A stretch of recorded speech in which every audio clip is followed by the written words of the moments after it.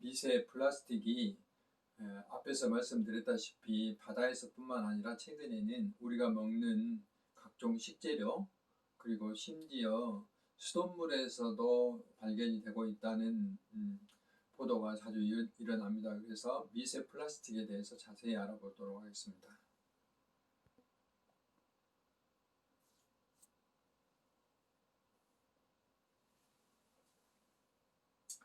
네, 세계 많은 나라들이 이 플라스틱 소비를 하고 있는데 비교를 해보면 우리나라가 꽤 많은 이 1인당 한 사람을 나눴을 때 플라스틱을 많이 사용하고 있다 하는 것을 분명히 알 수가 있습니다. 이제 이와 같은 그 결론은 아마 최근에 우리가 이제 그 커피 전문점이라든지 또 음식물 그 포장해서 파는 아마 이런 것들의 영향이 아닌가 그런 생각이 듭니다.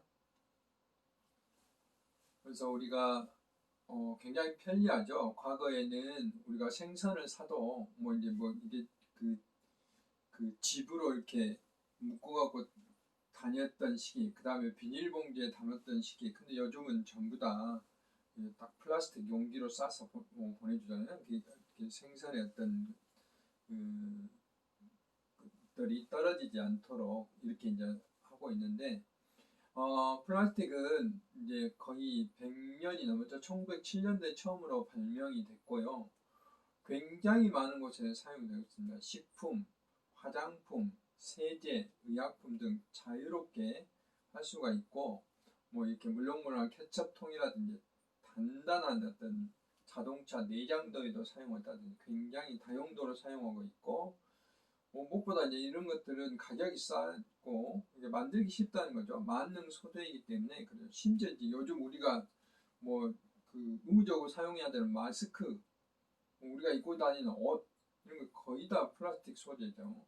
그래서 소소한 포장재부터 가구, 의복, 옷까지 플라스틱으로 쓰이지 않는 것이 없다 하는 것이다. 그것은 유연성, 탄력성, 강도, 내구성 이런 것들을 우리가 원하는 대로 조절할 수 있기 때문에 플라스틱이 그만큼 많이 사용되고 있다라고 하는 거고, 문제는 이런 특징들이 굉장히 좋긴 한데 환경 측면에서 보면 분해나 녹이 슬지 않아요. 그러니까 좋긴 한데 그게 이제 그 폐기물로 되면 빨리 없어지지 않아서 우리 지구 환경에 굉장히 큰 어려움이 있다 하는 것이죠. 되게 미세 플라스틱 그러면 5mm 미만의 작은 플라스틱을 미세 플라스틱이라고 그래요.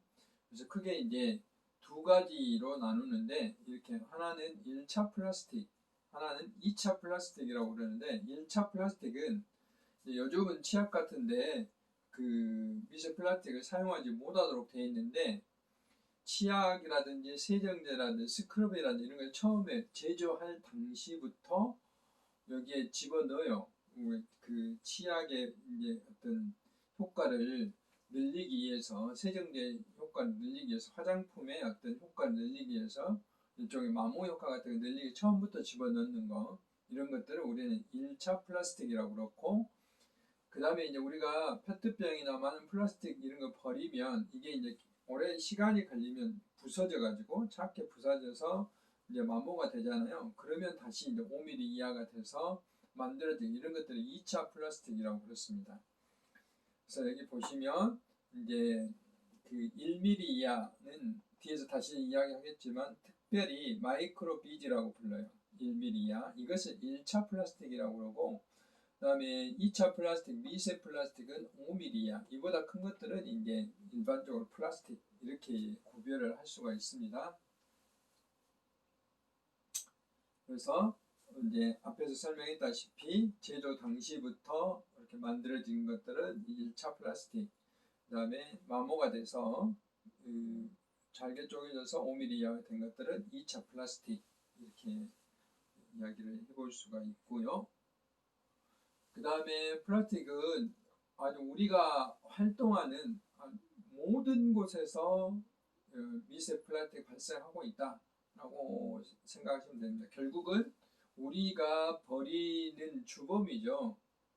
뭐 다른 것에 오염이 된 게 아니라 우리가 이제 가끔 그 뉴스에서 보도되면 소금에서 플라스틱 발견됐다 그러면 그 소금 먹지 않아야 되겠다라고 이제 생각만 하고 있는데 결국은 우리가 버린 플라스틱이 마모가 돼서 소금에까지 바다가 오염돼서 소금에까지 전다 다시 우리한테 오게 되는 것이죠. 그래서 이것도 이렇게 순환이 되기 때문에 우리가 주의를 기울여야 된다는 것이죠. 도시 먼지 속에도 24%의 미세 플라스틱 들어있고 그 다음에 이 도로를 페인팅하는데 데도 들어있고 선박 코팅하는데 들어있고 우리 치약이나 뭐 이런 개인용품 그 다음에 플라스틱 팔레트 같은 건 석유 합성 섬유 우리 옷 세탁할 때도 나오고요. 타이어가 마모돼서 나오고 그렇죠. 그래서 우리 합성 섬유 옷 세탁할 때 제일 많이 나오고 그 다음에 타이어 마모 우리 도시의 먼지 속에 도로 페인팅에 선박 이렇게 이제 골고루 플라스틱에서 문제가 나온다 하는 것이죠. 그래서 육지 쓰레기의 바다 쓰레기의 67%가 육지에서 기인되는데 미세 플라스틱은 거의 대부분이 육지에서 96.3%가 육지에서 들어온다고 생각하시면 됩니다. 그래서 아까 앞에서 말씀드렸다시피 1차 플라스틱을 마이크로 비드라고 그러는데 이거는 1mm 이하를 말하는데 피부 각질 제거하기 위해서 세안제나 치약 이런 것들 작은 알갱이라고 생긴 마이크로 비드라고 이게 불리는 마이크로 비드라고 불리는 이런 플라스틱을 일부러 집어넣는데 이게 이제 그대로 다 노출이 되는 거죠. 그래서 바다로 들어오게 되는 건데 이 플라스틱은 주로 폴리에틸렌이라는 어떤 성분으로 만들어져요. 이거는 이제 너무 전문적이기 때문에 생략을 하고 이런 것들이 이제 그 하수 처리 과정에서 너무 작기 때문에 잘 안 걸러지고 바닥까지 다 들어오게 되는 것이죠.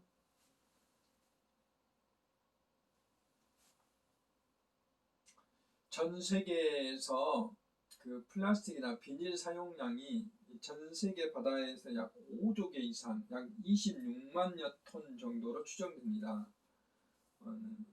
그래서 근데 이제 2030년 앞으로 10년 후에는 약 2배 정도로 더 늘어나게 돼서 아까 소금에서 말씀드렸다시피 특히 이제 생선 같은 걸 통해서 먹이사를 통해서 우리 사람한테 분명히 돌아온다면 양이 그만큼 많아지기 때문에 우리나라의 1년간 일회용 컵 사용량이 257억 개예요. 근데 일회용 비닐 봉투가 연간 사용량이 211억 개예요. 우리가 얼마만큼 많은 일회용품의 플라스틱을 사용하고 있는가를 알 수가 있고요.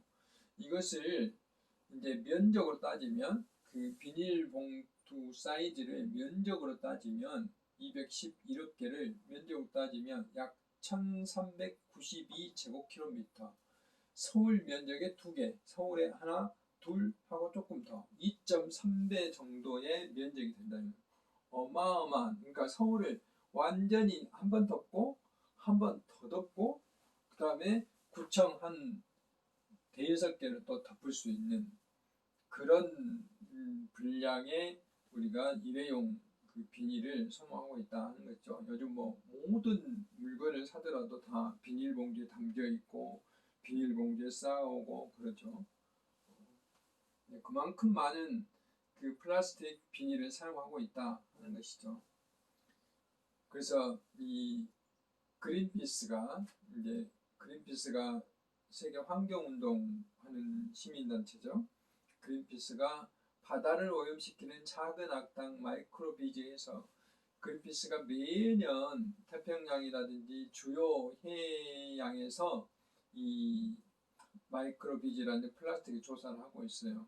그래서 매년 약 800만 톤 정도가 바다로 유입되는 것이다. 최소 51억 개의 미세 플라스틱 바닷속으로 들어온 거다 하고 그린피스가 이제 발표를 했거든요.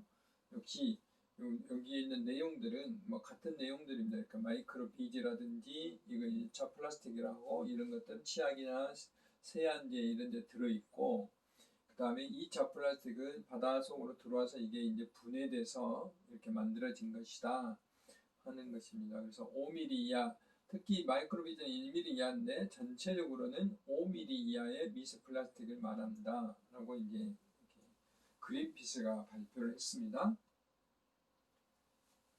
그래서 이제 뭐 똑같은 이야기입니다. 매년 플라스틱 5조 개 이상 이렇게 발생되고 있고 2007년부터 2013년까지 데이터를 분석을 해보면 이렇게 약 5조 정도 개의 플라스틱, 미세 플라스틱이 바닷속에 이제 떠돌아다니고 있다. 무게로 하면 약 26만, 약 27만 톤 정도 된다는 것이죠.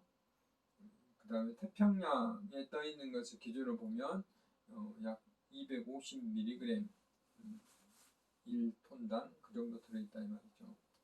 그래서 이것이 2030년에는 약 2배인 500으로 되고 2060년 4배인 1000mg per 메타의 상승 정도 될 것으로 전망이 되기 때문에 우리가 이걸 저감하지 않으면 결국은 우리 사람도 엄청난 피해를 일으키게 된다 하는 것을 이제 분명히 알 수가 있어요. 그래서 미리 국가별로 대책을 세우지 않으면 안 된다는 것이죠.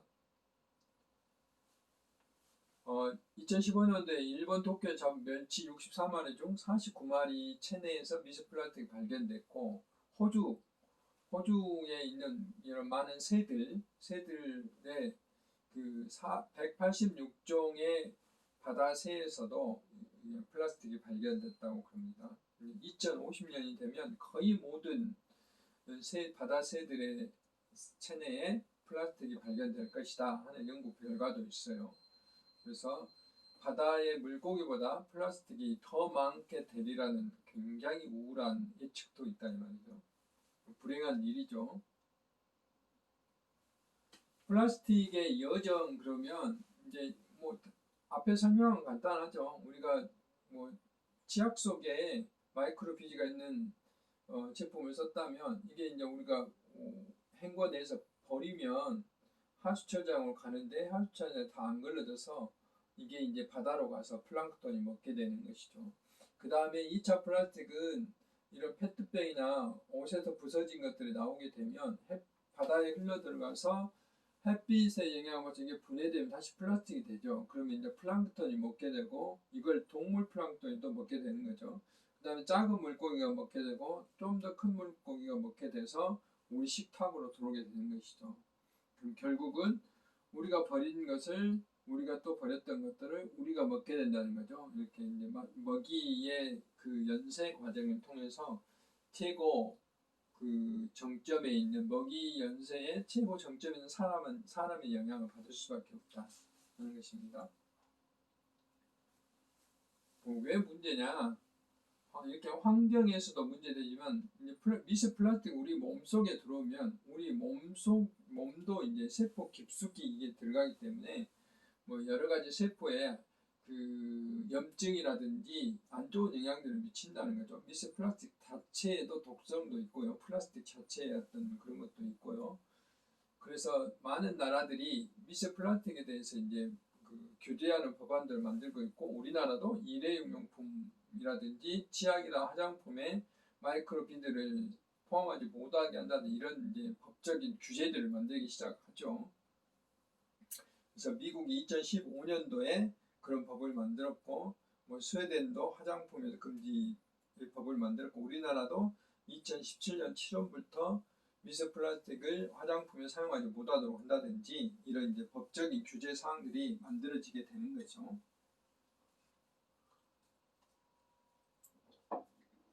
그래서 앞에서 이제 설명했던 그 먹이 연세에 따라 가는 과정들을 또 이제 좀 더 알기 쉽게 표현한 거예요. 뭐 특별한 과정은 없고 이것을 그대로 여러분들이 이해를 하시면 되겠습니다. 이것도 역시 그린피스에서 그 일반인들에게 설명하고 홍보하기 위해서 이렇게 설명을 한 거예요. 이런 과정들을 보여준 것이고요. 그래서 그걸 조금 더 자세히 설명을 한 겁니다. 바다의 먹이 사슬에 속한 모든 동물들이 이런 미세 플라스틱을 이렇게 할 수가 있고요. 이것들이 쭉 돌아서 결국은 이제 우리 사람한테까지 온다는 그런 과정들을 설명한 겁니다. 그래서 실제로 이제 바닷속에 있는 동물 플랑크톤이라든지 또는 이런 그 조개의 유생들이라든지 동물 플랑크톤들을 이제 채집을 해서 그 사진을 찍어 보면 이렇게 미세 플라스틱들이 이 조그만 것들이거든요. 눈에도 잘 안 보이는 현미경을 찍어야 보이는 것들인데 플라스틱이 체내에 이렇게 함유되어 있는 것들을 볼 수가 있어요. 그래서 이런 것들이 이제 큰 물고기가 잡아먹기 때문에 결국은 사람한테도 문제가 될 수도 있다 하는 것입니다. 그래서 이제 이 바다에서 어떤 수지를 검사해 보면 플라스틱 성분들이 이렇게 검출된다는 거죠. 뭐 벤젠, 사이마탄소 이런 것들이 검출돼서 인체에도 문제를 일으킬 수 있다 하는 것을 알 수 있습니다. 역시 이제 마찬가지로 조금 더 확대해서 보면 물고기의 생선에 물고기의 치어에서 이런 많은 플랑크톤들이 체내에서 창자 안에서 이렇게 발견이 된다 하는 것이죠. 이런 것들이 이제 어떻게 유출되는가 하는데 우리가 티백에서 미세 플라스틱이 얼마나 나온가 하나 예에서도 우리가 알 수 있어요. 캐나다에 이제 그 맥길드라는 그 연구팀이 조사한 건데 이런 이제 홍차 같은데 뜨거운 물을 부은 티백 이런 티백 있죠. 이걸 부수면은 여기 이게 이제 분해가 돼서 미세 플라스틱이 116개가 나오는 이 하나에서 티백 하나에서 이보다 더 작은 31억 개의 나노 플라스틱 나노는 이제 그 1조분의 1을 말하자면 1조분의 1mm 이런 조각들이 31억 개는 이게 이제 그대로 마시면은 다 우리 몸속으로 들어온다는 거죠. 이게 이제 폴리프로필렌 비닐을 만드는 성분이죠. 이것으로 코팅을 하기 때문에 이런 문제가 발생한다고 그러죠.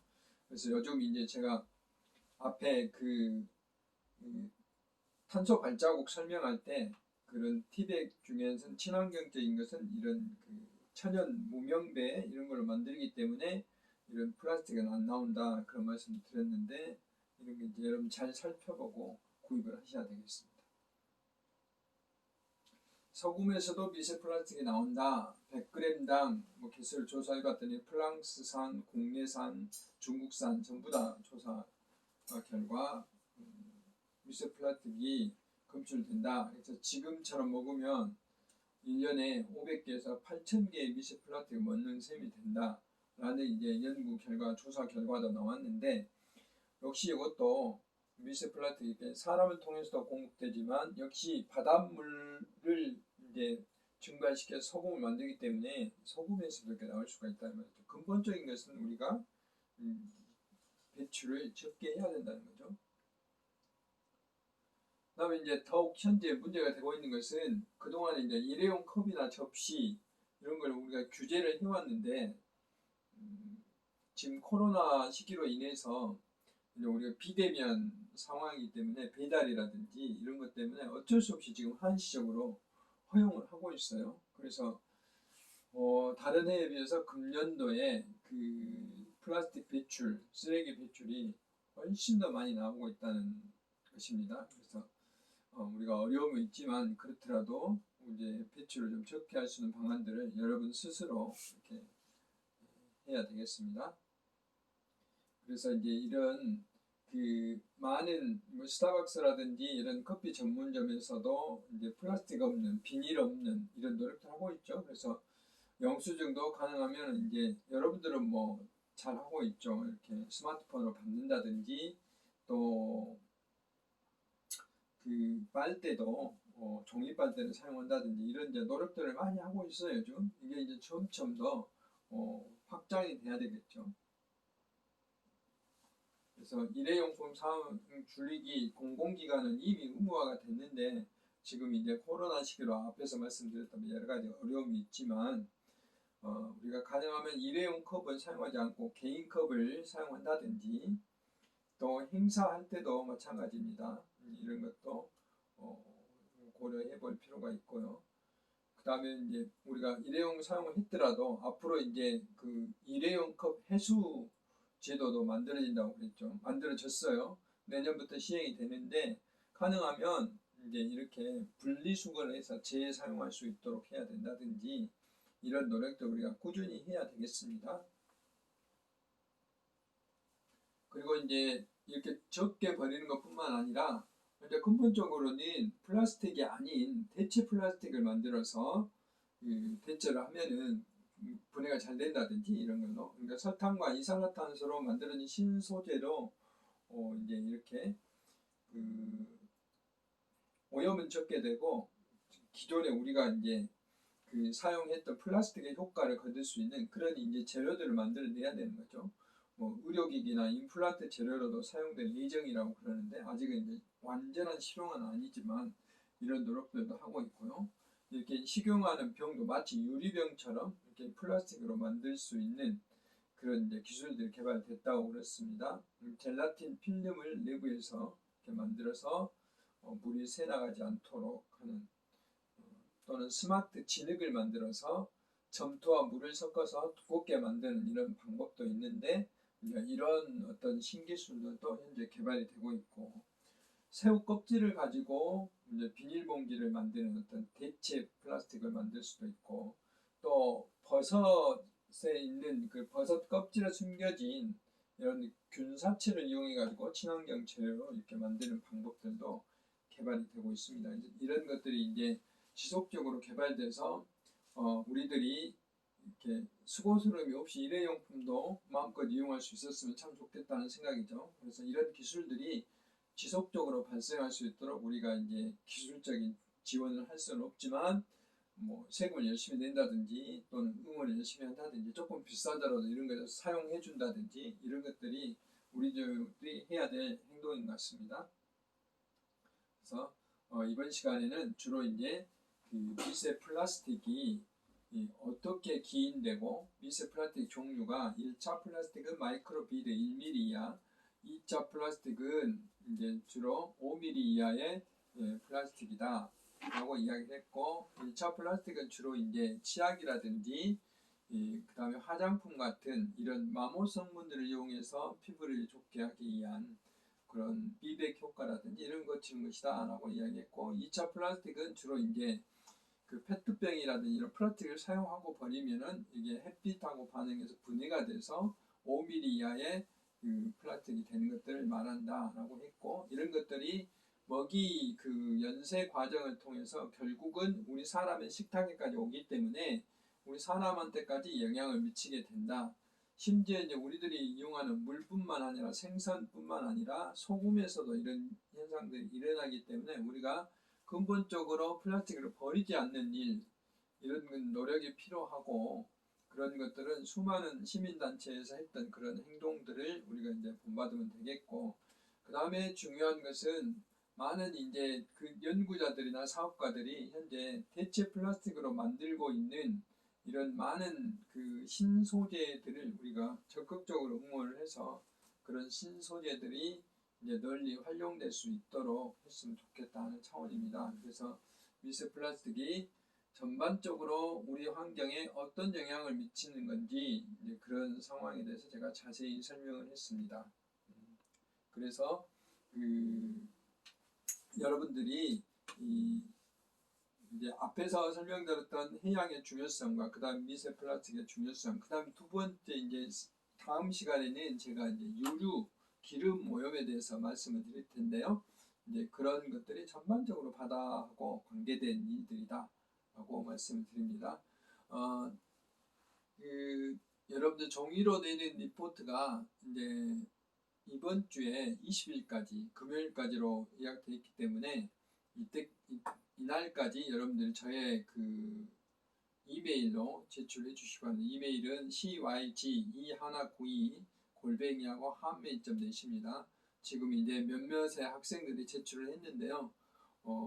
아직 제출하지 않는 학생 여러분들도 작성을 하셔가지고 신속히 제가 이제 강의 시간에 했던 그 리포트 만드는 방법들이라든지 이런 것들을 충분히 여러분들 고려를 해서 적어도 5페이지 이상 그 배경이라든지 그 본론의 전개 과정, 특히 마지막에 이제 여러분들의 주장들을 잘 만들어서 저한테 제출해 주시기 바랍니다. 다 성적에 반영되기 때문에 여러분들도 글 쓰는 연습이라고 생각하시고 제출해 주시기 바랍니다. 네, 수고하셨습니다.